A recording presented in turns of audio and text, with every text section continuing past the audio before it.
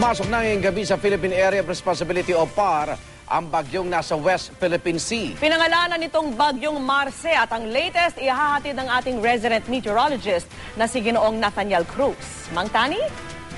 Igan, Vicky, namataan ng pag-asa ang bagyong Marce sa layong 410 kilometro dyan sa may kanluran ng Dagupan, Pangasinan.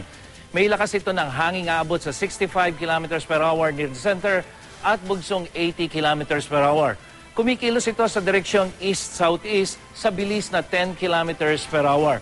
Base sa datos mula sa Weather Central, mananatili hanggang Biyernes sa loob ng PAR ang bagyong Marce bago tumbukin ang Vietnam.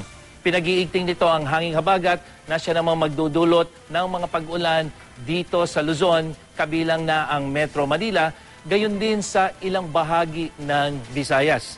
Sa ilang bahagi ng Metro Manila, bumaha agad kaninang madaling araw dahil sa malakas na buhos ng ulan. Kaya makikita niyo po dyan yung mga tumatawid.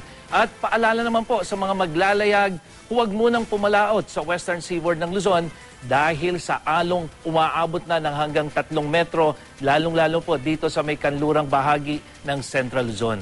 Ako po si Nathaniel Cruz para sa I Am Ready, serbisyong totoo ng GMA News.